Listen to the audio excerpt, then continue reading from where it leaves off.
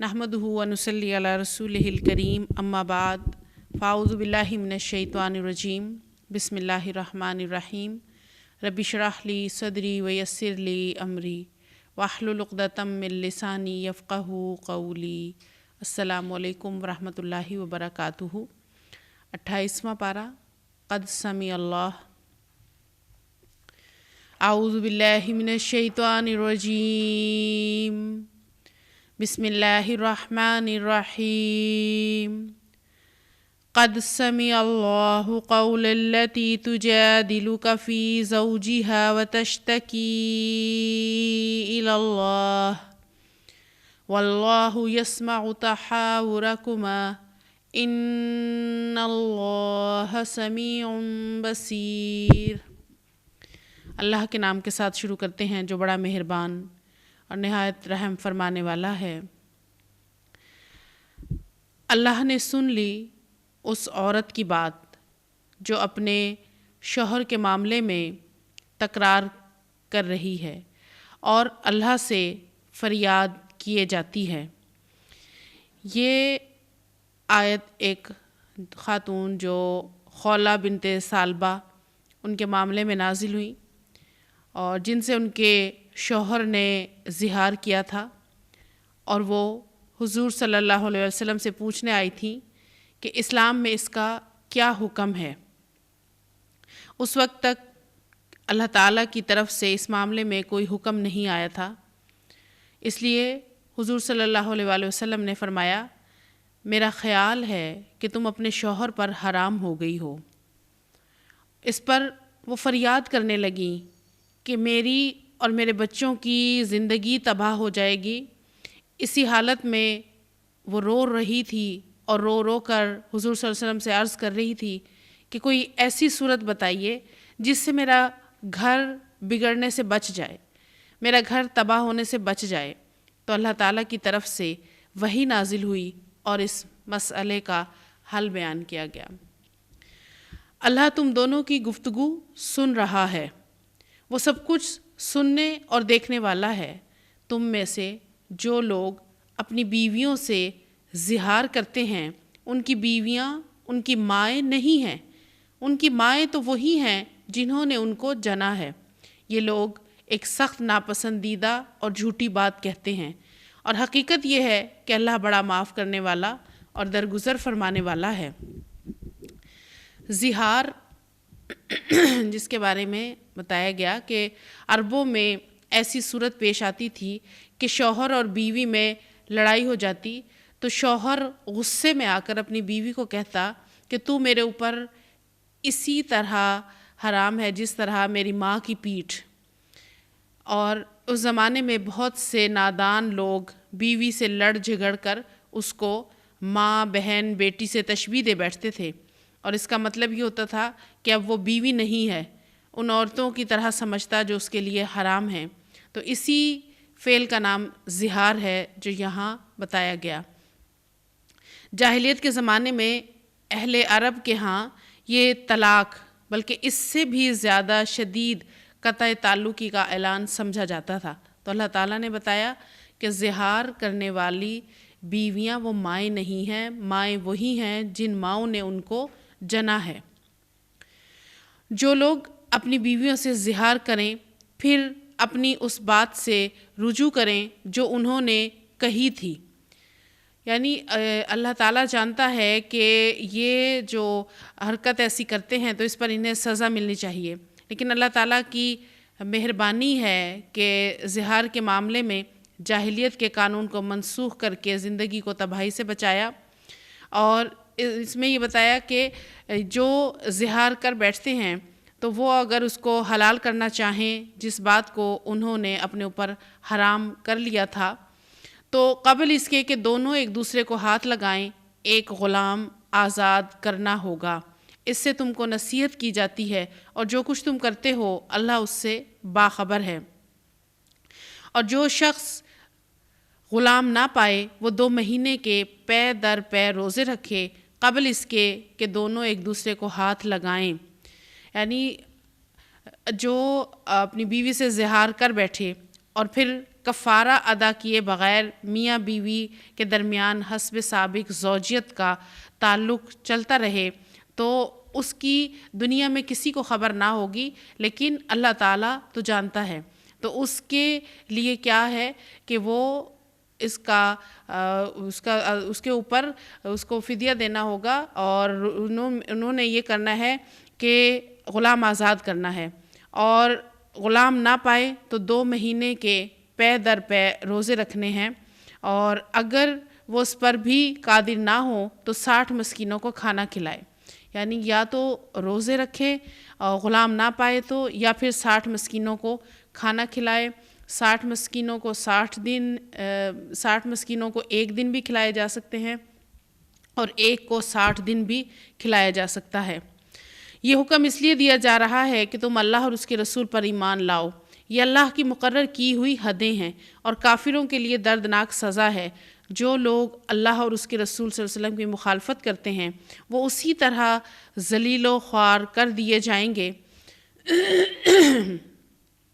جس طرح ان سے پہلے کے لوگ ذلیل و خوار کیے جا چکے ہیں۔ ہم نے صاف صاف آیات نازل کر دی ہیں، اور کافروں کے لیے ذلت کا عذاب ہے۔ اس دن یہ ذلت کا عذاب ہونا ہے جب اللہ ان سب کو پھر سے زندہ کر کے اٹھائے گا اور انہیں بتا دے گا کہ وہ کیا کچھ کر کے آئے ہیں۔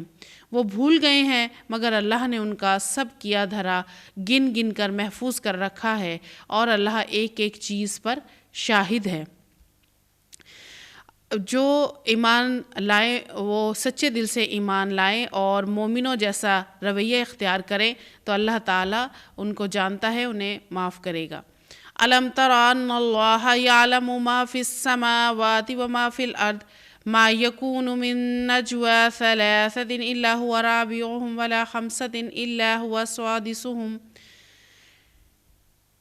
هو سادسهم ولا أدنى من ذلك ولا أكثر إلا هو معهم أينما كانوا ثم ينبئهم بما عملوا يوم القيامة إن الله بكل شيء عليم۔ کیا تم کو خبر نہیں ہے کہ زمین اور آسمانوں کی ہر چیز کا علم اللہ کو ہے؟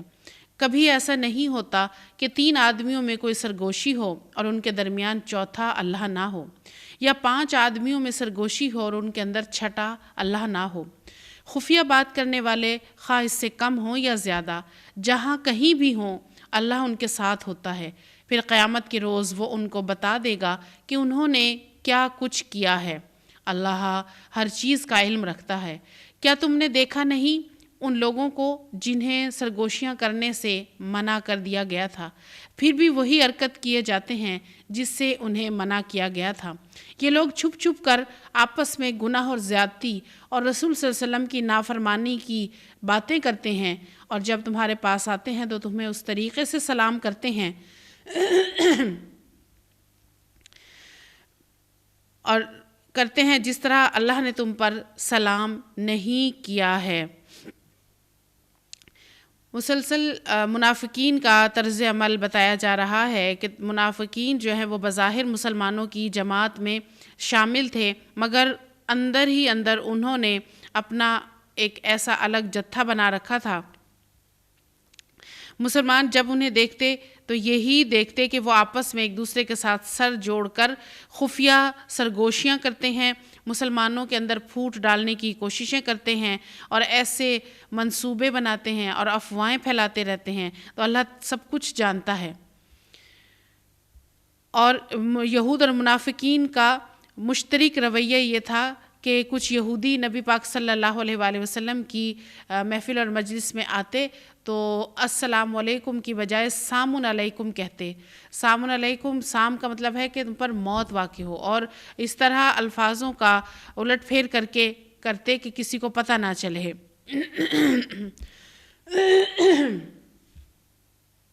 اس طرح الٹ پھیر کرتے کہ کسی کو پتہ نہ چل سکے، اور اپنے دلوں میں کہتے ہیں کہ ہماری ان باتوں پر اللہ ہمیں عذاب کیوں نہیں دیتا۔ ان کے لیے جہنم ہی کافی ہے، اسی کا وہ ایندھن بنیں گے، بڑا ہی برا انجام ہے ان کا۔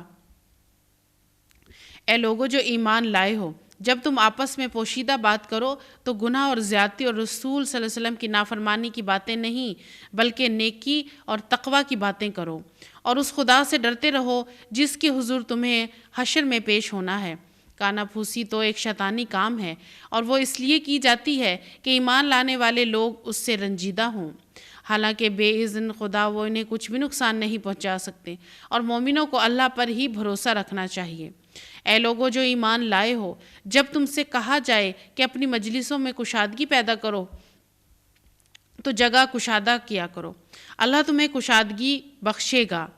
اس میں اللہ اور رسول صلی اللہ علیہ وسلم کی محفل اور مجلس کا ادب بتایا جا رہا ہے کہ آپ صلی اللہ علیہ وسلم کی مجلس میں بیٹھیں تو تہذیب کے ساتھ بیٹھیں، اور جب کوئی نئے لوگ آئیں تو انہیں تھوڑا سا ہٹ کر جگہ دیں آنے والوں کو، اور مجلسوں میں کشادگی پیدا کریں۔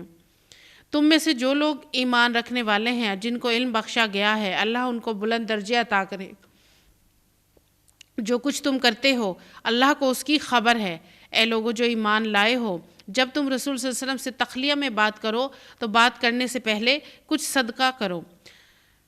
رسول اللہ صلی اللہ علیہ وسلم سے بات جب کرنے کے لیے آتے تو بلا ضرورت بار بار نبی صلی اللہ علیہ وسلم کو تکلیف دیا کرتے تھے، تو ان پر یہ لازم کر دیا گیا کہ جب نبی اکرم صلی اللہ علیہ وسلم سے علیحدگی میں تخلیہ میں بات کرنی ہو تو پہلے کچھ صدقہ دیا کرو، یہ تمہارے لیے بہتر اور پاکیزہ تر ہے۔ البتہ اگر تم صدقہ دینے کے لیے کچھ نہ پاؤ تو اللہ غفور الرحیم ہے۔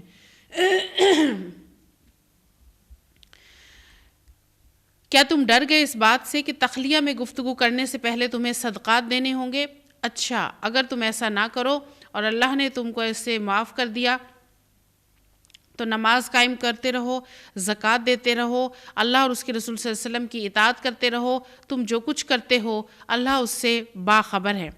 یہ تھوڑی ہی مدت کے بعد دوسرا حکم نازل ہو گیا اور اس نے صدقے کے وجوب کو منسوخ کر دیا، اور اس سے پتہ چلتا ہے، قتادہ کہتے ہیں کہ ایک دن سے بھی کم مدت تک یہ باقی رہا، پھر منسوخ کر دیا گیا، اور اس میں یہ کہ زیادہ سے زیادہ اس حکم کی جو مدت ہے وہ نہیں بیان کی گئی کہ کتنے دن کے لیے یہ مدت رہی تھی۔ أَلَمْ تَرَ إِلَى الَّذِينَ تَوَلَّوْا قَوْمًا غَضِبَ اللَّهُ عَلَيْهِمْ مَا هُمْ مِنْكُمْ وَلَا مِنْهُمْ وَيَحْلِفُونَ عَلَى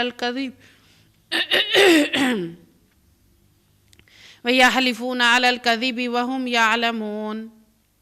کیا تم نے دیکھا ان لوگوں کو جنہوں نے دوست بنایا ایک ایسے گروہ کو جو اللہ کا مغضوب ہے؟ وہ نہ تمہارے ہیں نہ ان کے، اور وہ جان بوجھ کر جھوٹی بات پر قسمیں کھاتے ہیں۔ اللہ نے ان کے لیے سخت عذاب مہیا کر رکھا ہے، بڑے ہی برے کرتوت ہیں جو وہ کرتے ہیں۔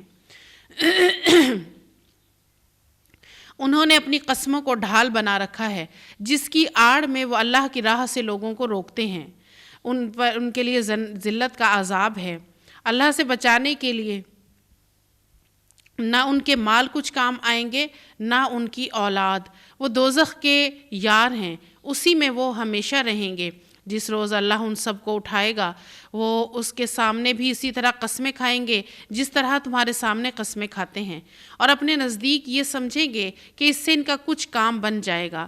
خوب جان لو وہ پرلے درجے کے جھوٹے ہیں، شیطان ان پر مسلط ہو چکا ہے اور اس نے خدا کی یاد ان کے دل سے بھلا دی ہے۔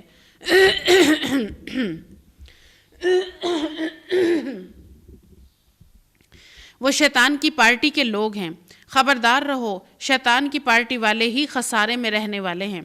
یقیناً ذلیل ترین مخلوقات میں سے ہیں وہ لوگ جو اللہ اور اس کے رسول کا مقابلہ کرتے ہیں۔ اللہ نے لکھ دیا ہے کہ میں اور میرے رسول ہی غالب ہو کر رہیں گے، فی الواقع اللہ زبردست اور زور آور ہے۔ تم کبھی یہ نہ پاؤ گے کہ جو لوگ اللہ اور آخرت پر ایمان رکھنے والے ہیں وہ ان لوگوں سے محبت کرتے ہیں جنہوں نے اللہ اور اس کے رسول صلی اللہ علیہ وسلم کی مخالفت کی ہے، خواہ وہ ان کے باپ ہوں یا ان کے بیٹے یا ان کے بھائی یا ان کے اہل خاندان۔ یہ وہ لوگ ہیں جن کے دلوں میں اللہ نے ایمان ثبت کر دیا ہے اور اپنی طرف سے ایک روح عطا کر کے ان کو قوت بخشی ہے۔ وہ ان کو ایسی جنتوں میں داخل کرے گا جن کے نیچے نہریں بہتی ہوں گی، ان میں وہ ہمیشہ رہیں گے۔ اللہ ان سے راضی ہوا اور وہ اللہ سے راضی ہوئے۔ وہ اللہ کی پارٹی کے لوگ خبردار رہو، اللہ کی پارٹی والے ہی فلاح پانے والے ہیں۔ سورۃ الحشر، بسم اللہ الرحمن الرحیم۔ سبح للہ ما فی السماوات وما فی الارض وہو العزیز الحکیم۔ اللہ کے نام کے ساتھ شروع کرتے ہیں جو بڑا مہربان اور بار بار رحم فرمانے والا ہے۔ اللہ ہی کی تسبیح کی ہے ہر اس چیز نے جو آسمانوں اور زمین میں ہے، اور وہی غالب اور حکیم ہے۔ وہی ہے جس نے اہل کتاب کافروں کو پہلے ہی حلے میں ان کے گھروں سے باہر نکال دیا۔ ہرگز تمہیں یہ گمان نہ تھا کہ وہ نکل جائیں گے، اور وہ یہ بھی سمجھے بیٹھے تھے کہ ان کی کڑیاں انہیں اللہ سے بچا لیں گی، مگر اللہ ایسے رخ سے ان پر آیا جدھر ان کا خیال بھی نہ گیا تھا۔ اس نے ان کے دلوں میں رعب ڈال دیا۔ نتیجہ یہ ہوا کہ وہ خود اپنے ہاتھوں سے اپنے گھروں کو برباد کر رہے تھے اور مومنوں کے ہاتھوں بھی برباد کروا رہے تھے۔ پس عبرت حاصل کرو اے دیدہ بینا رکھنے والو۔ اہل کتاب کافروں سے مراد بنی نذیر کا یہودی قبیلہ ہے جو مدینے کے ایک حصے میں رہتا تھا۔ اس قبیلے سے رسول اللہ صلی اللہ علیہ وسلم کا معاہدہ تھا، لیکن اس نے بار بار عہد شکنی کی۔ آخرکار ربیع الاول سن 4 ہجری میں حضور صلی اللہ علیہ وآلہ وسلم نے ان لوگوں کو نوٹس دیا کہ یا تو مدینے سے نکل جاؤ ورنہ جنگ کے لیے تیار ہو جاؤ۔ تو انہوں نے نکلنے سے انکار کیا، تو آپ صلی اللہ علیہ وآلہ وسلم نے مسلمانوں کا لشکر لے کر ان پر چڑھائی کی، اور ابھی جنگ کی نوبت بھی نہ آئی تھی کہ وہ جلا وطنی قبول کرنے پر آمادہ ہو گئے۔ حالانکہ ان کی کڑیاں بڑی مضبوط تھیں اور ان کی تعداد بھی مسلمانوں سے کم نہ تھی، اور جنگی سر و سامان بھی ان کے پاس بہت تھا، لیکن وہ جلا وطنی کے لیے تیار ہو گئے۔ اور اللہ کسی اور جگہ تھا ان پر حملہ ہوا، یہ کہ مسلمانوں کے حملے سے پہلے وہ اس خیال میں تھے کہ باہر سے کوئی حملہ ہوگا تو ہم اپنے قلعے میں بند ہو جائیں گے اور ہمارے قلعے جو ہیں ہمیں بچا لیں گے، لیکن اللہ تعالیٰ نے ایسے راستے سے ان پر حملہ کروایا کہ جہاں کی وہ توقع بھی نہ رکھتے تھے، اور یہ کہ ان کی ہمت اور قوت مقابلہ جو تھا ان کا کم ہو گیا، اور ان کے دلوں میں ایسا رعب ڈال دیا گیا جس سے وہ یہ سمجھ رہے تھے کہ ہم اپنے آپ کو بچا لیں گے، لیکن بچا نہ سکے۔ اگر اللہ نے ان کے حق میں جلا وطنی نہ لکھ دی ہوتی تو دنیا میں وہ انہیں عذاب دے ڈالتا، اور آخرت میں تو ان کے لیے دوزخ کا عذاب ہے۔ یہ سب کچھ اس لیے ہوا کہ انہوں نے اللہ اور اس کے رسول صلی اللہ علیہ وسلم کا مقابلہ کیا، اور جو بھی اللہ کا مقابلہ کرے اللہ اس کو سزا دینے میں بہت سخت ہے۔ تم لوگوں نے کھجوروں کے جو درخت کاٹے یا جن کو اپنی جڑوں پر کھڑا رہنے دیا، یہ سب اللہ ہی کے اذن سے تھا۔ ان کے دنیا کے عذاب سے مراد ہے ان کا نام و نشان مٹا دینا، یعنی اگر وہ صلح کر کے اپنی جانیں بچانے کے لیے بچائے لڑتے تو ان کا پوری طرح انہیں ختم کر دیا جاتا، اور جو کھجوروں کے درخت تھے انہیں یہ کہ جو جانے کے لیے راستے میں رکاوٹ پیدا کر رہے تھے ان درختوں کو کٹوا دیا گیا، اور جو مال اللہ نے ان کے قبضے سے نکال کر اپنے رسول کی طرف پلٹا دیے وہ ایسے مال نہیں ہیں جن پر تم نے اپنے گھوڑے اور اونٹ دوڑائے ہوں، بلکہ اللہ اپنے رسولوں کو جس پر چاہتا ہے تسلط عطا فرما دیتا ہے، اور اللہ ہر چیز پر قادر ہے۔ جو کچھ بھی اللہ بستیوں کے لوگوں سے اپنے رسول کی طرف پلٹا دے وہ اللہ اور اس کے رسول اور رشتہ داروں اور یتامہ مسکینوں اور مسافروں کے لیے ہے، تاکہ وہ تمہارے مالداروں ہی کے درمیان گردش نہ کرتا رہے، اور جو کچھ تمہیں رسول صلی اللہ علیہ وسلم دیں وہ لے لو، اور جس چیز سے روکے اس سے رک جاؤ، اللہ سے ڈرو، اللہ سخت سزا دینے والا ہے۔ یعنی جو بھی جنگ کے بعد مال غنیمت آئے اس میں سے اللہ اور اس کے رسول کا حق ہے، اللہ کے لیے، رسول کے لیے، اور رسول صلی اللہ علیہ وسلم کے لیے ہے کہ وہ اپنے عزیز رشتہ داروں میں، یتیموں مسکینوں میں اس کو خرچ دیں ان کو، اور وہ خرچ کریں، اور جس چیز کو رسول دیں اس سے مراد آپ صلی اللہ علیہ وآلہ وسلم کی احادیث مبارکہ اور آپ صلی اللہ علیہ وسلم کا عمل ہے، جو آپ صلی اللہ علیہ وسلم نے فرمایا قرآن اور حدیث اس کے مطابق عمل کریں، اور جس سے منع کیا وہ کام نہ کریں، یعنی سنت سے ہٹ کر کوئی بھی کام نہ کیا جائے۔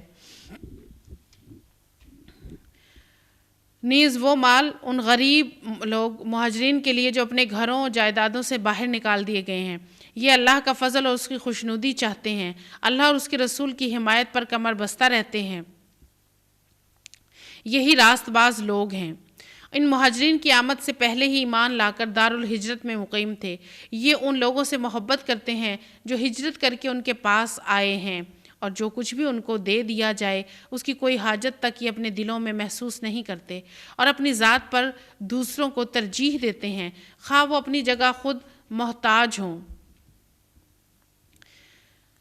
حقیقت یہ ہے کہ جو لوگ اپنے دل کی تنگی سے بچا لیے گئے وہی فلاح پانے والے ہیں، اور جو ان کے اگلوں کے بعد آئے ہیں جو کہتے ہیں کہ اے ہمارے رب العالمین ہمارے ان سب بھائیوں کو بخش دے جو ہم سے پہلے ایمان لائے ہیں، اور ہمارے دلوں میں اہل ایمان کے لیے کوئی بغض نہ رکھ، اے ہمارے رب تو بڑا مہربان اور رحیم ہے۔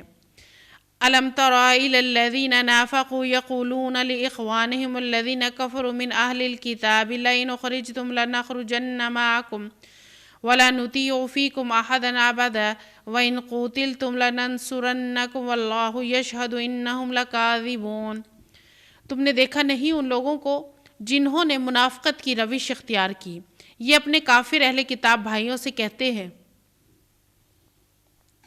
اگر تمہیں نکالا گیا تو ہم تمہارے ساتھ نکلیں گے، اور تمہارے معاملے میں ہم کسی کی بات ہرگز نہ مانیں گے، اور اگر تم سے جنگ کی گئی تو ہم تمہاری مدد کریں گے، مگر اللہ گواہ ہے یہ لوگ قطعی جھوٹے ہیں۔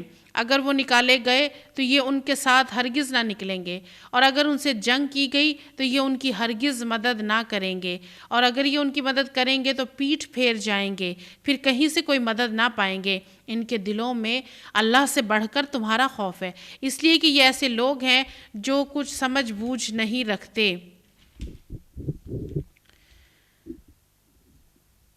یہ کبھی اکٹھے ہو کر کھلے میدان میں مقابلہ نہ کریں گے، لڑیں گے بھی تو قلعہ بند بستیوں میں بیٹھ کر یا دیواروں کے پیچھے چھپ کر، یہ آپس کی مخالفت میں بڑے سخت ہیں۔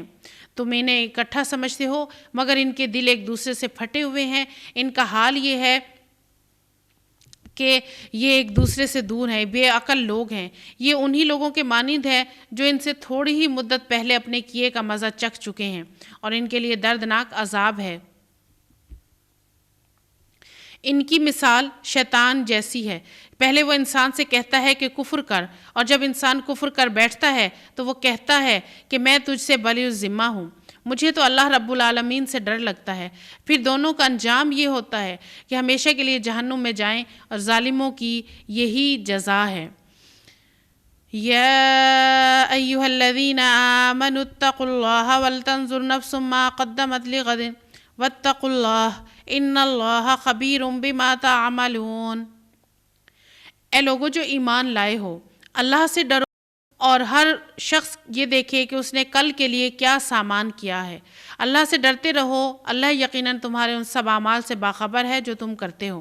ان لوگوں کی طرح نہ ہو جاؤ جو اللہ کو بھول گئے تو اللہ نے انہیں خود اپنا نفس بھلا دیا، یہی لوگ فاسق ہیں۔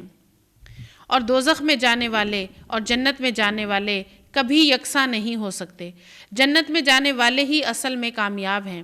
اگر ہم نے یہ قرآن کسی پہاڑ پر اتار دیا ہوتا تو تم دیکھتے کہ وہ اللہ کے خوف سے دبا جا رہا ہے اور پھٹا پڑتا ہے۔ یہ مثالیں ہم لوگوں کے سامنے اس لیے بیان کرتے ہیں کہ وہ اپنی حالت پر غور کریں۔ وہ اللہ ہی ہے جس کے سوا کوئی معبود نہیں، غائب اور ظاہر ہر چیز کا جاننے والا، وہی رحمان اور رحیم ہے۔ وہ اللہ ہی ہے جس کے سوا کوئی معبود نہیں، وہ بادشاہ ہے نہایت مقدس، سراسر سلامتی، امن دینے والا، نگہبان، سب پر غالب، اپنا حکم بزور نافذ کرنے والا، بڑا ہو کر رہنے والا۔ پاک ہے اللہ اس شرک سے جو لوگ کر رہے ہیں۔ وہ اللہ ہی ہے جو تخلیق کا منصوبہ بنانے والا اور اس کو نافذ کرنے والا اور اس کے مطابق صورت گری کرنے والا، اس کے بہترین نام ہیں۔ ہر چیز جو آسمان اور زمین میں ہے اس کی تسبیح کر رہی ہے، اور وہ زبردست اور حکیم ہے۔ سورۃ الحشر کے آخری رکوع میں اللہ تعالیٰ کے اسماء الحسنی بیان کیے گئے ہیں، اور اللہ تعالیٰ بتاتے ہیں کہ قرآن یہ قرآن اگر پہاڑوں پر نازل کیا جاتا تو تم دیکھتے کہ وہ پہاڑ بھی ہیبت سے پھٹے جاتے اور دب جاتے، گر جاتے۔ اور قرآن میں اللہ تعالیٰ نے لوگوں کو نصیحت کی ہے اور لوگوں کی ہدایت کے لیے تمام باتیں بتائی ہیں۔ اب انسان کا یہ فرض ہے کہ جس نے عہد الست کر کے اس ذمہ داری کو اٹھا لیا تھا وہ اس کی بات مانے، اور انسانوں میں ایسے ہی لوگ ہیں جو بات نہیں مانتے۔ یا اگر پہاڑوں پر نازل ہوتا تو پہاڑ اس کی ہیبت سے گر جاتے، دب جاتے۔ اور اسماء الحسنی اللہ تعالیٰ کے 99 ناموں میں سے یہاں اسماء الحسنی کے نبی اللہ تعالیٰ کے نام بیان کیے گئے ہیں۔ بسم اللہ الرحمن الرحیم، سورۃ الممتحنہ۔ یا ایہا الذین آمنوا لا تتخذوا عدوی وعدوکم اولیاء تلقون الیہم بالمودۃ وقد کفروا بما جاءکم من الحق یخرجون الرسول وإیاکم ان تؤمنوا باللہ ربکم ان کنتم خرجتم جہادا فی سبیلی وابتغاء مرضاتی تسرون الیہم بالمودۃ وانا اعلم بما اخفیتم وما اعلنتم ومن یفعلہ منکم فقد ضل سواء السبیل۔ اللہ کے نام کے ساتھ جو بڑا مہربان نہایت رحم فرمانے والا ہے۔ اے لوگو جو ایمان لائے ہو، اگر تم میری راہ میں جہاد کرنے کے لیے اور میری رضا جوئی کی خاطر وطن چھوڑ کر گھروں سے نکلے ہو تو میرے اور اپنے دشمنوں کو دوست نہ بناؤ۔ تم ان کے ساتھ دوستی کی طرح ڈالتے ہو، حالانکہ جو حق تمہارے پاس آیا ہے اس کو ماننے سے وہ انکار کر چکے ہیں، اور ان کی روش یہ ہے کہ رسول صلی اللہ علیہ وسلم کو اور خود تم کو صرف اس قصور پر جلا وطن کرتے ہیں کہ تم اپنے رب اللہ پر ایمان لائے ہو۔ تم چھپا کر ان کو دوستانہ پیغام بھیجتے ہو، حالانکہ جو کچھ تم چھپا کر کرتے ہو اور جو اعلانیہ کرتے ہو ہر چیز کو میں خوب جانتا ہوں۔ تم میں سے جو شخص بھی ایسا کرے وہ یقیناً راہ راست سے بھٹک گیا۔ ان کا رویہ تو یہ ہے کہ اگر تم پر قابو پا جائیں تو تمہارے ساتھ دشمنی کریں اور ہاتھ اور زبان سے تمہیں آزار دے۔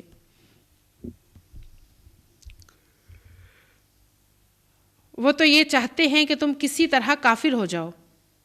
قیامت کے دن نہ تمہاری رشتہ داریاں کسی کام آئیں گی نہ تمہاری اولاد۔ اس روز اللہ تمہارے درمیان جدائی ڈال دے گا اور وہی تمہارے اعمال کا دیکھنے والا ہے۔ یہاں اللہ تعالیٰ نے بتایا کہ جو کوئی بھی جو بات کرتا ہے، زبان سے نکالتا ہے، دل میں خیال آتا ہے، اللہ تعالیٰ ظاہر کو چھپے کو سب کچھ جانتا ہے، اور جو اللہ رسول سے دشمنی کرنے والے ان سے دوستی نہ کی جائے اور ان کے ساتھ ایسی دلی محبت نہ کی جائے۔ غیر مسلموں کے ساتھ جو ہے مواسات کی جا سکتی ہے لیکن موالات نہیں کی جا سکتی۔ تم لوگوں کے لیے ابراہیم اور اس کے ساتھیوں میں ایک اچھا نمونہ ہے کہ انہوں نے اپنی قوم سے صاف کہہ دیا، ہم تم سے اور تمہارے ان معبودوں سے جن کو تم خدا کو چھوڑ کر پوجتے ہو قطعی بیزار ہیں۔ ہم نے تم سے کفر کیا اور ہمارے تمہارے درمیان ہمیشہ کے لیے عداوت ہو گئی اور بیر پڑ گیا جب تک تم اللہ واحد پر ایمان نہ لاؤ، مگر ابراہیم علیہ السلام کا اپنے باپ سے یہ کہنا کہ میں آپ کے لیے مغفرت کی درخواست ضرور کروں گا اور اللہ سے آپ کے لیے کچھ حاصل کر لینا میرے بس میں نہیں ہے۔ ابراہیم اور اصحاب ابراہیم کی دعا یہ تھی، اے ہمارے رب، تیرے ہی اوپر ہم نے بھروسہ کیا اور تیری ہی طرف ہم نے رجوع کر لیا اور تیرے ہی حضور ہمیں پلٹنا ہے۔ اے ہمارے رب، ہمیں کافروں کے لیے فتنہ نہ بنا دے، اور اے ہمارے رب ہمارے قصوروں سے درگزر فرما، بے شک تو ہی زبردست اور دانا ہے۔ انہی لوگوں کے طرز عمل میں تمہارے لیے اور ہر اس شخص کے لیے اچھا نمونہ ہے جو اللہ اور روز آخر کا امیدوار ہو۔ اس سے کوئی منحرف ہو تو اللہ بے نیاز اور اپنی ذات میں آپ محمود ہے۔ عسى الله أن يجعل بينكم وبين الذين عاديتم منهم مودة والله قدير والله غفور رحيم۔ بعید نہیں کہ اللہ کبھی تمہارے اور ان لوگوں کے درمیان محبت ڈال دے جن سے آج تم نے دشمنی مول لی ہے۔ اللہ بڑی قدرت رکھتا ہے، وہ غفور الرحیم ہے۔ اللہ تمہیں اس بات سے نہیں روکتا کہ تم ان لوگوں کے ساتھ نیکی اور انصاف کا برتاؤ کرو جنہوں نے دین کے معاملے میں تم سے جنگ نہیں کی ہے اور تمہیں اور تمہارے گھروں سے نہیں نکالا ہے۔ اللہ انصاف کرنے والوں کو پسند کرتا ہے۔ وہ تمہیں جس بات سے روکتا ہے وہ تو یہ ہے کہ تم ان لوگوں سے دوستی کرو جنہوں نے تم سے دین کے معاملے میں جنگ کی ہے اور تمہیں تمہارے گھروں سے نکالا اور تمہارے اخراج میں ایک دوسرے کی مدد کی۔ ان سے جو لوگ دوستی کریں وہی ظالم ہیں۔ اے لوگو جو ایمان لائے ہو، جب مومن عورتیں ہجرت کر کے تمہارے پاس آئیں تو ان کی جانچ پڑتال کر لو۔ ان کے ایمان کی حقیقت تو اللہ ہی بہتر جانتا ہے۔ پھر جب تمہیں معلوم ہو جائے کہ وہ مومن ہیں تو انہیں کفار کی طرف واپس نہ کرو۔ نہ وہ کفار کے لیے حلال ہیں اور نہ کفار ان کے لیے حلال۔ ان کے کافر شوہروں نے جو مہر ان کو دیے تھے وہ انہیں پھیر دو، اور ان سے نکاح کر لینے میں تم پر کوئی گناہ نہیں جبکہ تم ان کے مہر ان کو ادا کر دو، اور تم خود بھی کافر عورتوں کو اپنے نکاح میں نہ روکے رکھو۔ جو مہر تم نے اپنی کافر بیویوں کو دیے تھے وہ تم سے واپس مانگ لو، اور جو مہر کافروں نے اپنی مسلمان بیویوں کو دیے تھے انہیں وہ واپس مانگ لیں۔ یہ اللہ کا حکم ہے، وہ تمہارے درمیان فیصلہ کرتا ہے اور وہ علیم و حکیم ہے۔ اور اگر تمہاری کافر بیویوں کے مہروں میں سے کچھ تمہیں کفار سے واپس نہ ملے اور تمہاری نوبت آئے تو جن لوگوں کی بیویاں ادھر رہ گئی ہیں ان کو اتنی رقم ادا کر دو جو ان کے دیے ہوئے مہروں کے برابر ہو، اور اس خدا سے ڈرتے رہو جس پر تم ایمان لائے ہو۔ اے نبی صلی اللہ علیہ وسلم، جب تمہارے پاس مومن عورتیں بیعت کرنے کے لیے آئیں اور اس بات کا عہد کریں کہ وہ اللہ کے ساتھ کسی کو شریک نہ کریں گی، چوری نہ کریں گی، زنا نہ کریں گی، اپنی اولاد کو قتل نہ کریں گی، اپنے ہاتھ پاؤں کے آگے کوئی بہتان گھڑ کر نہ لائیں گی، اور کسی امر معروف میں تمہاری نافرمانی نہ کریں گی تو ان سے بیعت لے لو اور ان کے حق میں اللہ سے دعائے مغفرت کرو۔ یقیناً اللہ درگزر فرمانے والا اور رحم کرنے والا ہے۔ اے لوگو جو ایمان لائے ہو، ان لوگوں کو دوست نہ بناؤ جن پر اللہ نے غضب فرمایا ہے، جو آخرت سے اسی طرح مایوس ہیں جس طرح قبروں میں پڑے ہوئے کافر مایوس ہیں۔ یہاں بتایا گیا ہے کہ جو عورتیں آئیں ان کے ایمان کی اچھی طرح جانچ پڑتال کرو، یعنی جب مکہ سے مدینہ ہجرت کر کے آئے اور پھر مکہ فتح ہوا، مکہ گئے اور نبی اکرم صلی اللہ علیہ وآلہ وسلم نے کوہ صفا پر چڑھ کر بیعت لی سب سے، اور جو عورتوں سے بیعت لی گئی تو اس بات پر بیعت لی گئی کہ وہ شرک نہیں کریں گی، چوری نہیں کریں گی، زنا نہیں کریں گی، اور کوئی بہتان گھڑ کر نہیں لائیں گی، کوئی نافرمانی نہیں کریں گی۔ تو عورتوں سے اس بات پر بیعت لی گئی کہ یہ سارے کام عورتوں نے نہیں کرنے۔ سورۃ الصف۔ بسم اللہ الرحمن الرحیم۔ سبح للہ ما فی السماوات وما فی الارض وہو العزیز الحکیم۔ اللہ کے نام کے ساتھ شروع کرتے ہیں جو بڑا مہربان نہایت رحم فرمانے والا ہے۔ اللہ کی تسبیح کر رہی ہے وہ ہر وہ چیز جو آسمان اور زمین میں ہے، اور وہ غالب اور حکیم ہے۔ اے لوگو جو ایمان لائے ہو، تم وہ بات کیوں کہتے ہو جو کرتے نہیں ہو؟ اللہ کے نزدیک یہ سخت ناپسندیدہ حرکت ہے کہ تم کہو وہ بات جو کرتے نہیں۔ اللہ کو تو وہ لوگ پسند ہیں جو اس کی راہ میں اس طرح صف بستہ ہو کر لڑتے ہیں گویا کہ وہ ایک سیسا پلائی ہوئی دیوار ہیں۔ اور یاد کرو موسیٰ علیہ السلام کی وہ بات جو اس نے اپنی قوم سے کہی تھی کہ اے میری قوم کے لوگوں، تم کیوں مجھے اذیت دیتے ہو، حالانکہ تم خوب جانتے ہو کہ میں تمہاری طرف اللہ کا بھیجا ہوا رسول ہوں۔ پھر جب انہوں نے ٹیڑھ اختیار کی تو اللہ نے بھی ان کے دل ٹیڑھے کر دیے۔ اللہ فاسقوں کو ہدایت نہیں دیتا۔ اور یاد کرو عیسیٰ ابن مریم کی وہ بات جو اس نے کہی تھی کہ اے بنی اسرائیل، میں تمہاری طرف اللہ کا بھیجا ہوا رسول ہوں، تصدیق کرنے والا، اور تورات کی جو مجھ سے پہلے آئی ہوئی موجود ہے، اور بشارت دینے والا ہوں ایک رسول کی جو میرے بعد آئے گا جس کا نام احمد ہوگا۔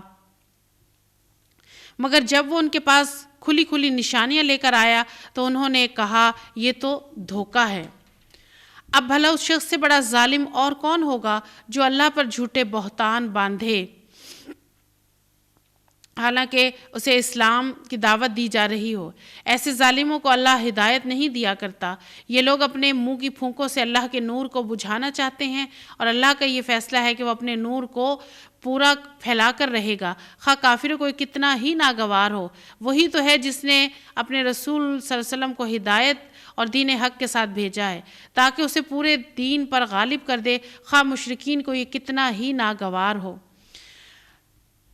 اسلام بڑھ رہا تھا اور زیادہ سے زیادہ لوگ اسلام میں داخل ہو رہے تھے، اور لوگوں کے زیادہ داخل ہونے کو دیکھ کر جو کافر تھے انہیں بہت برا لگ رہا تھا، اور وہ یہ چاہتے تھے کہ کسی طرح اسلام نہ پھیلے۔ تو یہاں اللہ تعالیٰ کے نور سے مراد اسلام ہے، اور اللہ تعالیٰ نے دین اسلام کو غالب کیا، سربلندی عطا کی، اور جو لوگ یہ کوششیں کر رہے تھے کہ دین نہ پھیلے ان کی کوششیں ناکام ہوئی، اور اللہ کا دین ہی بلند ہوا، اور اللہ تعالیٰ نے نبی اکرم صلی اللہ علیہ وسلم کو ہدایت اور دین حق کے ساتھ بھیجا، اور تاکہ تمام ادیان پر غالب کر دے، اور خواہ یہ مشرکین کو کتنا ہی برا لگے تو پیغمبر صلی اللہ علیہ وآلہ وسلم نے یہ کام کیا اور دین اسلام کا غلبہ ہوا۔ یا ایھا الذین آمنوا هل ادلکم علی تجارۃ تنجیکم من عذاب علیم، اے لوگو جو ایمان لائے ہو، میں بتاؤں تم کو وہ تجارت جو تمہیں عذاب علیم سے بچا دے۔ ایمان لاؤ اللہ اور اس کے رسول صلی اللہ علیہ وسلم پر، اور جہاد کرو اللہ کی راہ میں اپنے مالوں سے اور اپنی جانوں سے، یہی تمہارے لیے بہتر ہے اگر تم جانو۔ اللہ تمہارے گناہ معاف کر دے گا اور تم کو ایسے باغوں میں داخل کرے گا جن کے نیچے نہریں بہتی ہوں گی، اور ابدی قیام کی جنتوں میں تمہارے بہترین گھر عطا فرمائے گا۔ یہ ہے بڑی کامیابی۔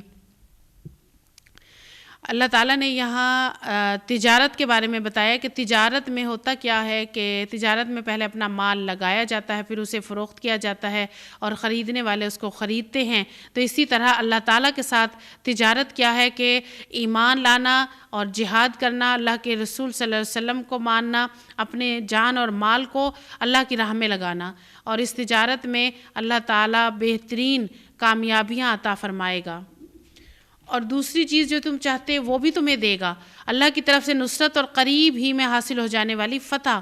اے نبی صلی اللہ علیہ وسلم اہل ایمان کو اس کی بشارت دے دو۔ اے لوگو جو ایمان لائے ہو، اللہ کے مددگار بنو، جس طرح عیسیٰ ابن مریم نے حواریوں کو خطاب کر کے کہا تھا، کون ہے اللہ کی طرف بلانے میں میرا مددگار؟ اور حواریوں نے جواب دیا تھا، ہم ہیں اللہ کے مددگار۔ اس وقت بنی اسرائیل کا ایک گروہ ایمان لایا اور دوسرے گروہ نے انکار کیا، پھر ہم نے ایمان لانے والوں کی ان کے دشمنوں کے مقابلے میں تائید کی، اور وہی غالب ہو کر رہے۔ جو اللہ کے ساتھ تجارت کرتا ہے تو اس میں تجارت کا فائدہ بھی ملتا ہے، اور اس کے ساتھ ساتھ اللہ تعالیٰ کی دوسری کامیابی جو ہے اللہ کی طرف سے نصرت اور قریبی مدد۔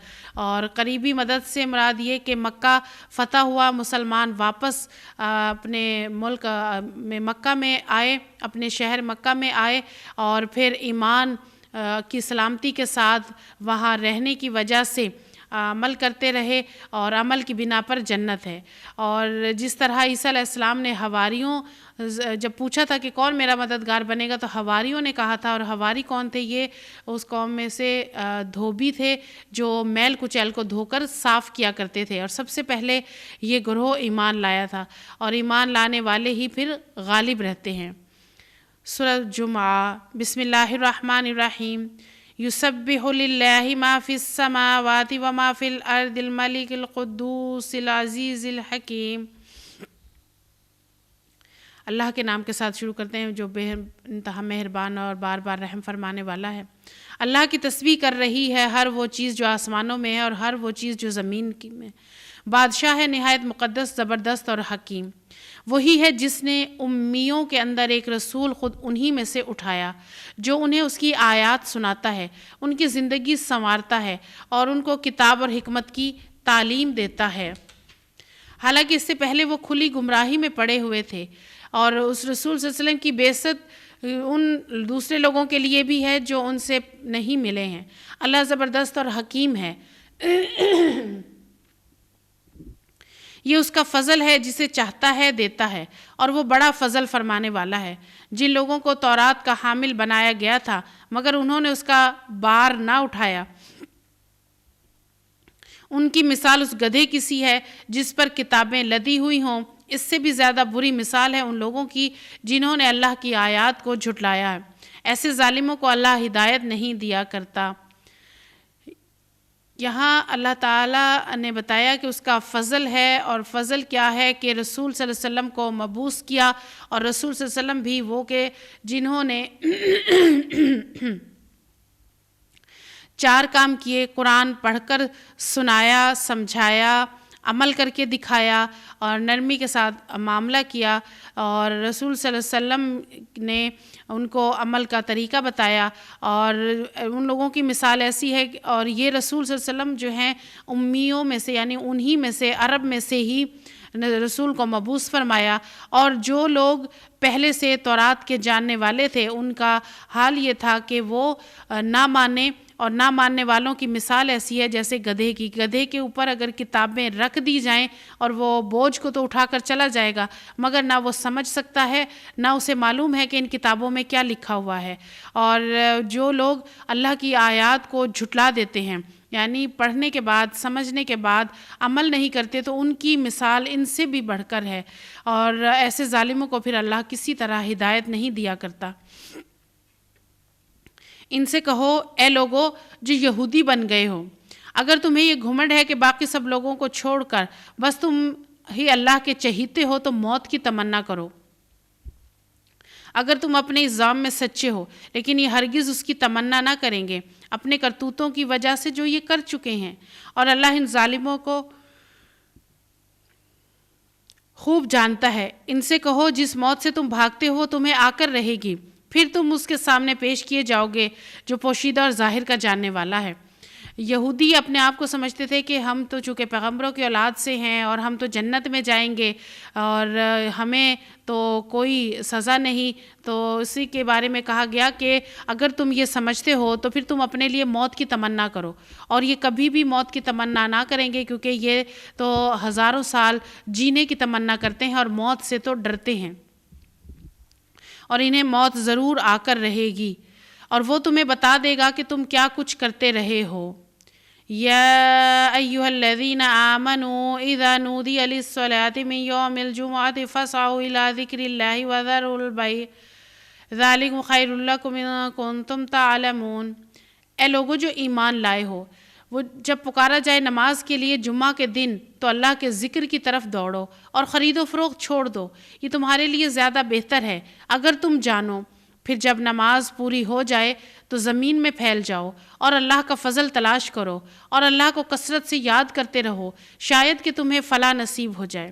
اور جب انہوں نے تجارت اور کھیل تماشا ہوتے دیکھا تو اس کی طرف لپک گئے اور تمہیں کھڑا چھوڑ دیا. ان سے کہو جو کچھ اللہ کے پاس ہے وہ کھیل تماشے اور تجارت سے بہتر ہے، اور اللہ سب سے بہتر رزق دینے والا ہے. جمعہ کے دن نماز کے دوران جو میلہ لگتا اور عین نماز کے دوران ڈھول تماشے بجائے جاتے تاکہ لوگ نماز کو چھوڑ کر ان کی طرف متوجہ ہو جائیں، تو اللہ تعالیٰ نے فرمایا کہ جب جمعہ کی اذان ہو جائے تو اس وقت تمام کام چھوڑ دیے جائیں، نماز کی طرف توجہ کی جائے، نماز ادا کی جائے، اور نماز ادا کرنے کے بعد پھر اللہ کا فضل تلاش کیا جائے. یعنی کوئی کاروبار کرنا ہے تو نماز کے وقت دکانیں بند کر دی جائیں، کام روک دیا جائے، اور جب نماز پوری ہو جائے تو اس کے بعد پھر کام کیا جائے. سورۃ المنافقون. بسم اللہ الرحمن الرحیم. اذا جاءك المنافقون قالوا نشهد انك لرسول الله والله يعلم انك لرسوله والله يشهد ان المنافقين لكاذبون. اللہ کے نام کے ساتھ جو بڑا مہربان اور نہایت رحم فرمانے والا ہے. اے نبی صلی اللہ علیہ وسلم، جب یہ منافق تمہارے پاس آتے ہیں تو کہتے ہیں کہ ہم گواہی دیتے ہیں کہ آپ یقیناً اللہ کے رسول ہیں. ہاں، اللہ جانتا ہے کہ تم ضرور اس کے رسول ہو، مگر اللہ گواہی دیتا ہے کہ یہ منافق قطعی جھوٹے ہیں. انہوں نے اپنی قسموں کو ڈھال بنا رکھا ہے، اور اس طرح یہ لوگ اللہ کے راستے سے خود رکتے اور دنیا کو روکتے ہیں. کیسی بری حرکتیں ہیں جو یہ لوگ کر رہے ہیں. یہ سب کچھ اس وجہ سے ہے کہ ان لوگوں نے ایمان لا کر کفر کیا، ان کے دلوں پر مہر لگا دی گئی، اب یہ کچھ نہیں سمجھتے. انہیں دیکھو تو ان کے جسے تمہیں بڑے شاندار نظر آئیں، بولیں تو تم ان کی باتیں سنتے رہ جاؤ، مگر اصل میں گویا لکڑی کے کندے ہیں جو دیوار کے ساتھ چن کر رکھ دیے گئے ہوں، اور ہر زور کی آواز کو اپنے خلاف سمجھتے ہیں۔ یہ پکے دشمن ہیں، ان سے بچ کر رہو، اللہ کی مار ان پر، یہ کدھر الٹائے پھرے جا رہے ہیں۔ اور جب ان سے کہا جاتا ہے کہ آؤ تاکہ اللہ کا رسول تمہارے لیے مغفرت کی دعا کرے تو سر جھٹکتے ہیں، اور تم دیکھتے ہو کہ بڑے گھمنڈ کے ساتھ آنے سے رکتے ہیں۔ اے نبی صلی اللہ علیہ وسلم، چاہے ان کے لیے مغفرت کی دعا کرو یا نہ کرو، ان کے لیے یکساں ہے، اللہ ہرگز انہیں معاف نہ کرے گا۔ اللہ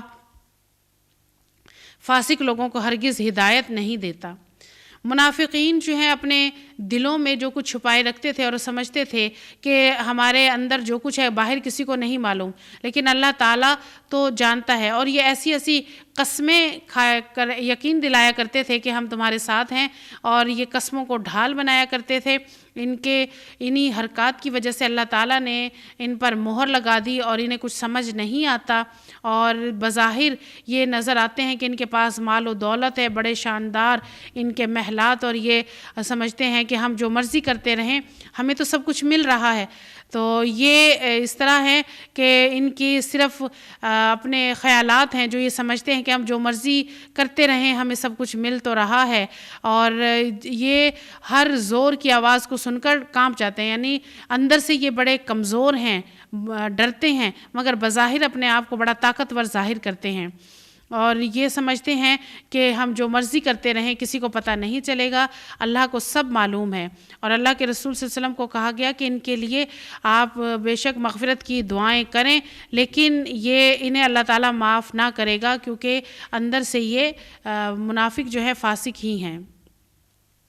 یہ وہی لوگ ہیں جو کہتے ہیں کہ رسول صلی اللہ علیہ وسلم کے ساتھ خرچ کرنا بند کر دو تاکہ یہ منتشر ہو جائیں، حالانکہ زمین اور آسمانوں کے خزانوں کا مالک اللہ ہے، مگر یہ منافق سمجھتے نہیں۔ یہ کہتے ہیں کہ ہم مدینہ واپس پہنچ جائیں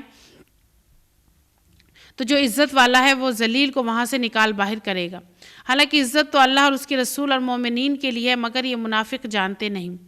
یہ کہتے ہیں کہ ان ایمان والوں پر خرچ کرنا بند کر دیں، یعنی ان کی مدد کرنا بند کر دیں، ان کو دینا بند کر دیں، اور جب یہ تنگ آ جائیں گے تو یہ خود ہی اپنے ایمان کو چھوڑ دیں گے۔ یا ایھا الذین آمنوا لا تلھکم اموالکم ولا اولادکم عن ذکر اللہ ومن یفعل ذلک فاولئک ھم الخاسرون۔ اے لوگو جو ایمان لائے ہو، تمہارے مال اور تمہاری اولادیں تم کو اللہ کی یاد سے غافل نہ کر دیں۔ جو لوگ ایسا کریں وہی خسارے میں رہنے والے ہیں۔ جو رزق ہم نے تمہیں دیا ہے اس میں سے خرچ کرو قبل اس کے کہ تم میں سے کسی کی موت کا وقت آ جائے، اور اس وقت وہ کہے کہ اے میرے رب، کیوں نہ تو نے مجھے تھوڑی سی مہلت اور دے دی کہ میں صدقہ دیتا اور صالح لوگوں میں شامل ہو جاتا۔ حالانکہ جب کسی کی مہلت عمل پوری ہونے کا وقت آ جاتا ہے تو اللہ کسی شخص کو ہرگز مزید مہلت نہیں دیتا، اور جو کچھ تم کرتے ہو اللہ اس سے باخبر ہے۔ سورۃ تغابن۔ بسم اللہ الرحمن الرحیم۔ یسبح للہ ما فی السماوات وما فی الارض لہ الملک ولہ الحمد وہو علی کل شیء قدیر۔ اللہ کے نام کے ساتھ شروع کرتے ہیں جو بڑا مہربان اور بار بار رحم فرمانے والا ہے۔ اللہ کی تسبیح کر رہی ہے ہر وہ چیز جو آسمانوں میں ہے اور وہ جو زمین میں ہے، اسی کی بادشاہی ہے اور اسی کے لیے تعریف ہے، اور وہ ہر چیز پر قادر ہے۔ وہی ہے جس نے تم کو پیدا کیا، پھر تم میں سے کوئی کافر ہے اور کوئی مومن، اور اللہ وہ سب کچھ دیکھ رہا ہے جو تم کرتے ہو۔ اس نے زمین اور آسمانوں کو برحق پیدا کیا ہے اور تمہاری صورت بنائی اور بڑی عمدہ بنائی، اور اسی کی طرف آخر تمہیں پلٹنا ہے۔ زمین اور آسمانوں کی ہر چیز کا اسے علم ہے۔ جو کچھ تم چھپاتے ہو اور جو کچھ تم ظاہر کرتے ہو سب اس کو معلوم ہے، اور وہ دلوں کا حال تک جانتا ہے۔ کیا تمہیں ان لوگوں کی کوئی خبر نہیں پہنچی جنہوں نے اس سے پہلے کفر کیا اور پھر اپنی شامت اعمال کا مزہ چکھ لیا، اور آگے ان کے لیے دردناک عذاب ہے۔ اس انجام کے مستحق وہ اس لیے ہوئے کہ ان کے پاس ان کے رسول کھلی کھلی دلیلیں اور نشانیاں لے کر آتے رہے، مگر انہوں نے کہا کیا انسان ہمیں ہدایت دیں گے؟ اس طرح انہوں نے ماننے سے انکار کر دیا اور منہ پھیر لیا، تب اللہ بھی ان سے بے پرواہ ہو گیا، اور اللہ تو ہے ہی بے نیاز اور اپنی ذات میں آپ محمود۔ منکرین نے بڑے دعوے سے کہا کہ وہ مرنے کے بعد ہرگز دوبارہ نہ اٹھائے جائیں گے۔ ان سے کہو نہیں، میرے رب کی قسم تم ضرور اٹھائے جاؤ گے، پھر ضرور تمہیں بتایا جائے گا کہ دنیا میں تم نے کیا کچھ کیا، اور ایسا کرنا اللہ کے لیے بہت آسان ہے۔ بس ایمان لاؤ اللہ پر اور اس کے رسول صلی اللہ علیہ وسلم پر اور اس روشنی پر جو ہم نے نازل کی ہے، اور روشنی سے مراد جو اللہ کا پیغام ہے قرآن۔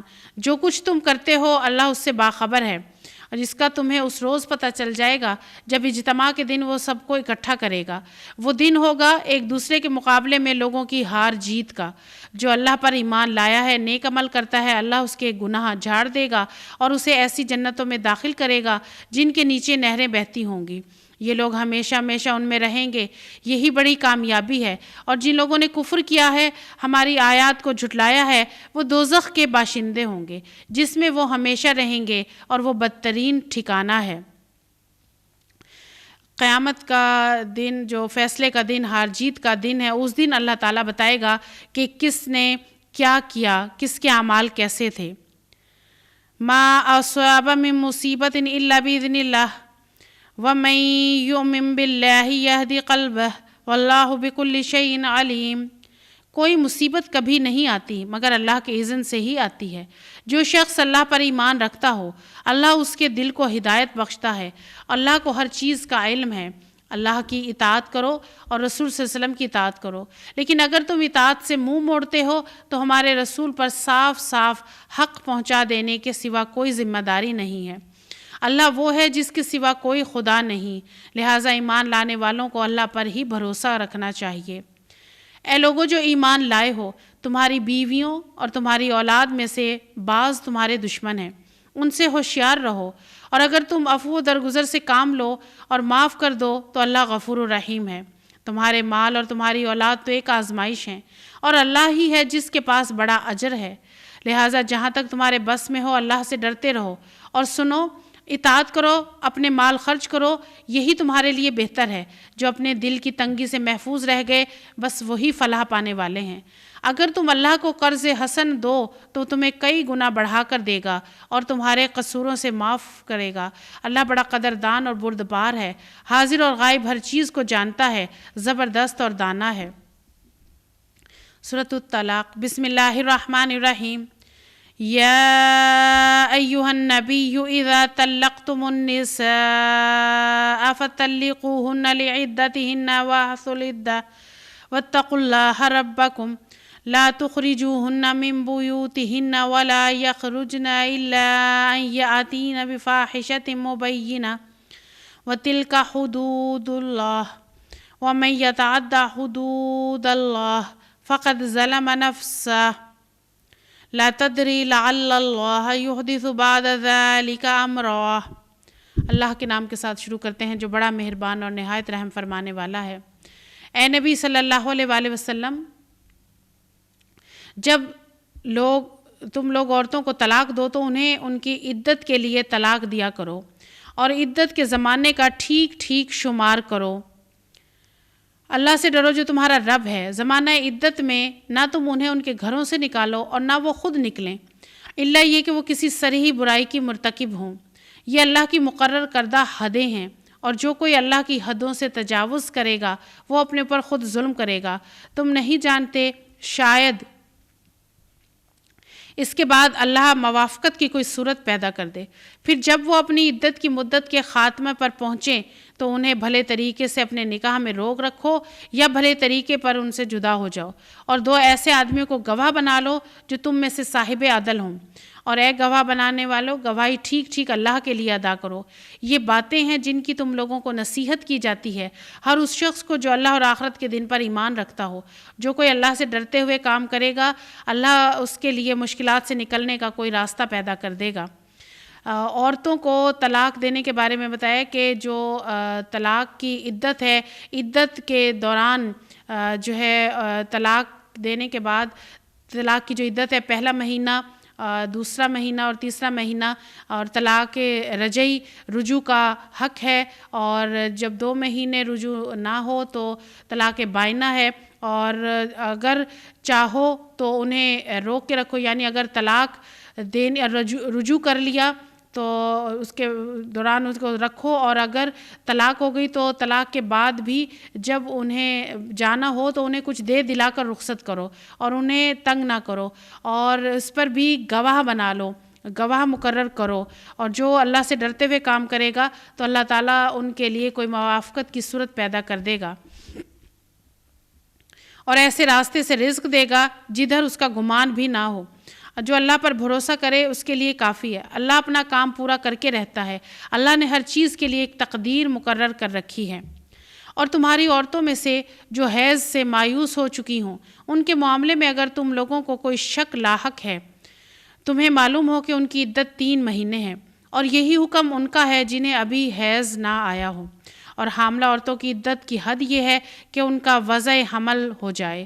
جو شخص اللہ سے ڈرے اس کے معاملے میں وہ سہولت پیدا کر دیتا ہے، یہ اللہ کا حکم ہے جو اس نے تمہاری طرف نازل کیا ہے۔ جو اللہ سے ڈرے گا اللہ اس کی برائیوں کو اس سے دور کرے گا اور اس کو بڑا اجر دے گا۔ ان کو زمانہ عدت میں اسی جگہ رکھو جہاں تم رہتے ہو، جیسی کچھ جگہ تمہیں میسر ہو، اور انہیں تنگ کرنے کے لیے ان کو نہ ستاؤ، اور اگر وہ حاملہ ہوں تو ان پر اس وقت تک خرچ کرتے رہو جب تک کہ ان کا وضع حمل نہ ہو جائے۔ پھر اگر وہ تمہارے لیے بچے کو دودھ پلائیں تو ان کی اجرت انہیں دو، بھلے طریقے سے اجرت کا معاملہ باہمی گفت و شنید سے طے کر لو۔ لیکن اگر تم نے اجرت طے کرنے میں ایک دوسرے کو تنگ کیا تو بچے کو کوئی اور عورت سے دودھ پلائے۔ خوشحال آدمی اپنی خوشحالی کے مطابق نفقہ دے، اور جس کو رزق کم دیا گیا ہو اسی مال میں سے خرچ کرے جو اللہ نے اسے دیا ہے۔ اللہ نے جس کو جتنا کچھ دیا ہے اس سے زیادہ کا وہ اسے مکلف نہیں کرتا۔ بعید نہیں کہ اللہ تنگ دستی کے بعد فراخ دستی بھی عطا فرما دے۔ عورت کی جو عدت ہے اس میں شوہر کے فوت ہونے کے بعد 4 مہینے 10 دن ہے، اور طلاق کی عدت 3 ماہ، اور اس میں اگر حاملہ ہو تو وضع حمل ہو جائے، جب بچہ پیدا ہو جائے، خواہ بچہ کچھ دن بعد ہو جائے یا کئی مہینے بعد ہو تو وضع حمل ہے، اور حمل کے دوران اس کو خرچہ دیا جائے، اور اگر طلاق ہو جائے اور بچے کو دودھ پلانے کا معاملہ ہو تو بیوی سے ہی اگر دودھ پلوایا جائے، بچہ بیوی کے پاس ہو تو اس کو نہ نفقہ دیا جائے، اور اگر کسی اور عورت سے دودھ پلوایا جائے تو اس کو بھی حیثیت کے مطابق اس کو خرچ دیا جائے۔ وَكَأَيٍّ مِّن قَرْيَةٍ عَتَتْ عَنْ أَمْرِ رَبِّهَا وَرُسُلِهِ فَحَاسَبْنَاهَا حِسَابًا شَدِيدًا وَعَذَّبْنَاهَا عَذَابًا نُكْرًا۔ کتنی ہی بستیاں ہیں جنہوں نے اپنے رب اور اس کے رسولوں کے حکم سے سرتابی کی تو ہم نے ان کا محاسبہ کیا اور ان کو بری طرح سزا دی۔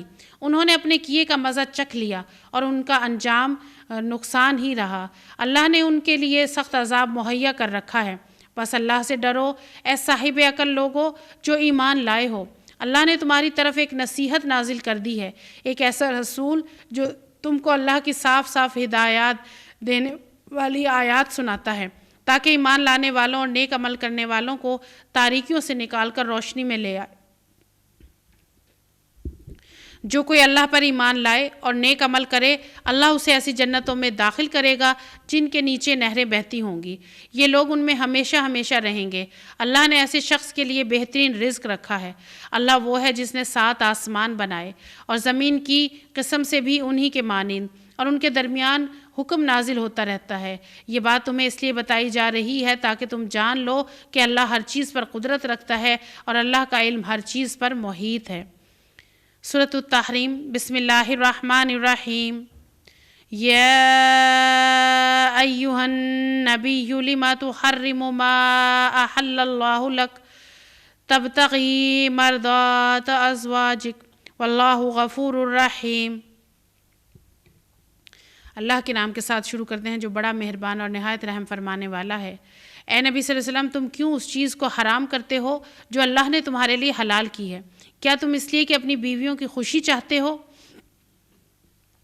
اللہ معاف کرنے والا اور رحم فرمانے والا ہے۔ اللہ نے تم لوگوں کے لیے اپنی قسموں کی پابندی سے نکلنے کا طریقہ مقرر کر دیا ہے۔ اللہ تمہارا مولا ہے اور وہی علیم و حکیم ہے، اور یہ معاملہ بھی قابل توجہ ہے کہ نبی صلی اللہ علیہ وسلم نے ایک بات اپنی بیوی سے راز میں کہی تھی، پھر جب بیوی نے کسی اور پر راز ظاہر کر دیا تو اللہ نے نبی کو اس افشائے راز کی اطلاع دی، تو نبی صلی اللہ علیہ وسلم نے کسی حد تک اس بیوی کو خبردار کیا اور کسی حد تک اس سے درگزر کیا۔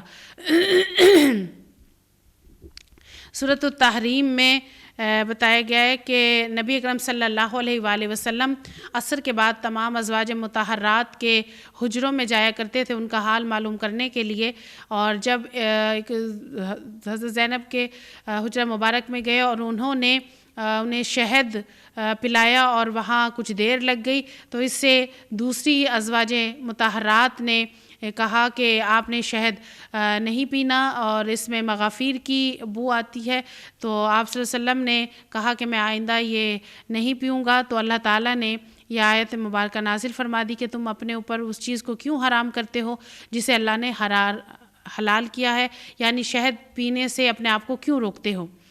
اور جب نبی اکرم صلی اللہ علیہ وآلہ وسلم نے ایک راز کی بات بتائی اور حضرت عائشہ رضی اللہ تعالیٰ عنہ، حضرت حفصہ دونوں نے آپس میں اس بات کو ظاہر کر دیا، اور جب نبی اکرم صلی اللہ علیہ وسلم نے کہا کہ یہ بات تم نے کہی ہے تو انہوں نے پوچھا کہ آپ کو کیسے پتہ چلا، تو آپ صلی اللہ علیہ وسلم نے فرمایا کہ مجھے اس رب نے بتایا ہے، اور یہ کہ وہ راز کی بات جو بتائی تھی اس کو بتانے کے بعد آپ صلی اللہ علیہ وآلہ وسلم نے ان کو کچھ عرصہ تک ان سے بات چیت بھی نہیں کی تھی۔ اگر تم دونوں اللہ سے توبہ کرتی ہو تو یہ تمہارے لیے بہتر ہے، کیونکہ تمہارے دل سیدھی راہ سے ہٹ گئے ہیں، اور اگر نبی صلی اللہ علیہ وسلم کے مقابلے میں تم نے جتھا بندی کی تو جان رکھو کہ اللہ اس کا مولا ہے، اور اس کے بعد جبرائیل اور تمام صالح اہل ایمان اور سب ملائکہ اس کے ساتھی اور مددگار ہیں، اور بعید نہیں کہ اگر نبی صلی اللہ علیہ وسلم تم سب بیویوں کو طلاق دے دے تو اللہ ایسی بیویاں تمہارے بدلے میں عطا فرما دے جو تم سے بہتر ہوں۔ سچی مسلمان، با ایمان، اطاعت گزار، توبہ گزار، عبادت گزار، روزہ دار، خواہ شوہر دیدہ ہوں یا باکرہ۔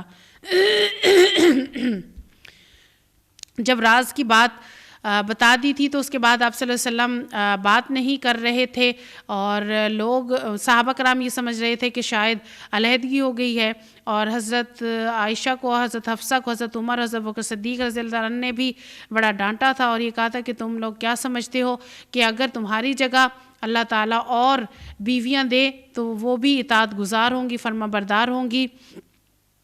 اور اس کے بعد صلی اللہ علیہ وآلہ وسلم نے بات چیت جب ان سے کرنا شروع کر دی تھی، اے لوگو جو ایمان لائے ہو، بچاؤ اپنے آپ کو اور اپنے اہل و عیال کو اس آگ سے جس کا ایندھن انسان اور پتھر ہوں گے، جس پر نہایت تندخو اور سخت گیر فرشتے مقرر ہوں گے، جو کبھی اللہ کے حکم کی نافرمانی نہیں کرتے اور جو حکم بھی انہیں دیا جاتا ہے اسے بجا لاتے ہیں۔ اس وقت کہا جائے گا کہ اے کافرو، آج معذرتیں پیش نہ کرو، تمہیں تو ویسا ہی بدلہ دیا جا رہا ہے جیسے تم عمل کر رہے تھے۔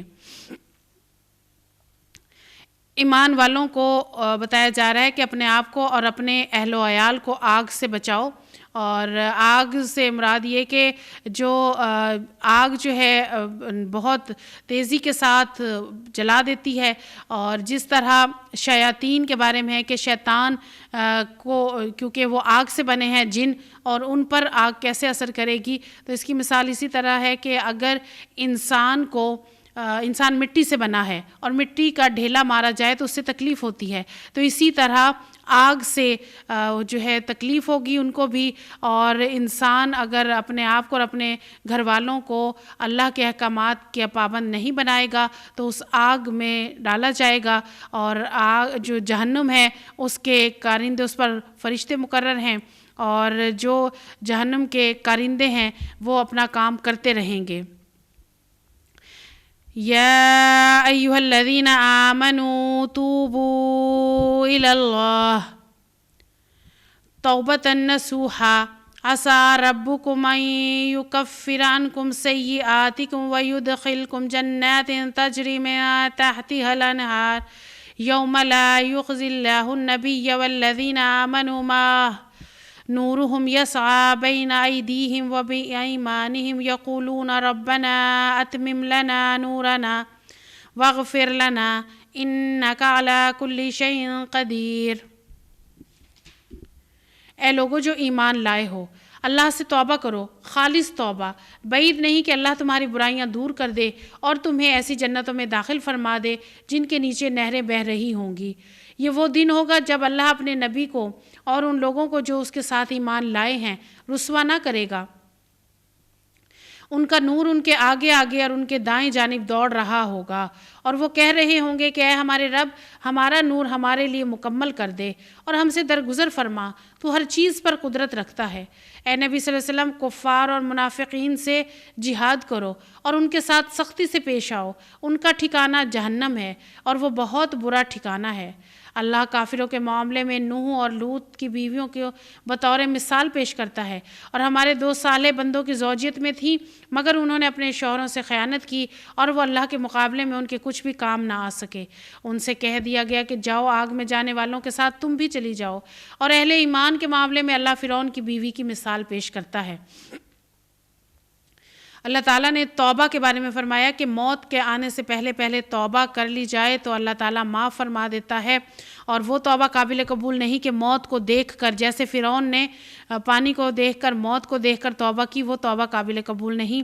ایمان کے حالت میں توبہ کرنا، اور صرف توبہ نہیں، توبۃ النصوح۔ توبۃ النصوح کیا ہے کہ توبہ کی جو 3 شرائط ہیں کہ سب سے پہلے ندامت، کہ جو عمل کیا ہے، کام کیا ہے، اس پر نادم، شرمندہ، اور پھر اس کے بعد وہ کام نہ کرنے کا عہد کرنا، اور پھر آئندہ اس کام پر اصرار بھی نہ کرنا۔ تو ایسی توبۃ النصوح پر اللہ تعالیٰ برائیاں دور کر دیتا ہے، جنت میں داخل فرمائے گا۔ اور جو مثال پیش کی ہے کہ 2 عورتیں تو وہ ہیں جو نوح علیہ السلام کا بیٹا اور لوط علیہ السلام کی بیوی، کہ انہوں نے نافرمانی کی، پیغمبروں کا ساتھ نہیں دیا، اور 2 وہ ہیں کہ جو حضرت مریم، حضرت آسیہ کی مثال کے 2 وہ خواتین ہیں کہ جن کی مثال اللہ تعالیٰ قرآن مجید میں دیتا ہے۔ جبکہ اس نے دعا کی، اے میرے رب، میرے لیے اپنے ہاں جنت میں ایک گھر بنا دے اور مجھے فرعون اور اس کے عمل سے بچا لے اور قوم ظالم سے مجھ کو نجات دے۔ اور عمران کی بیٹی مریم کی مثال دیتا ہے جس نے اپنی شرمگاہ کی حفاظت کی تھی، پھر ہم نے اس کے اندر اپنی روح پھونک دی اور اس نے اپنے رب کے ارشادات اور اس کی کتابوں کی تصدیق کی، اور وہ اطاعت گزار لوگوں میں سے تھی۔ یہاں اللہ تعالیٰ حضرت مریم اور حضرت آسیہ کی مثال پیش کرتا ہے کہ انہوں نے اللہ تعالیٰ سے دعا کی تو اللہ نے ان کی دعا قبول کی اور ان کو مثال بنایا۔ وآخر دعوانا الحمد للہ رب العالمین۔ السلام علیکم ورحمۃ اللہ وبرکاتہ۔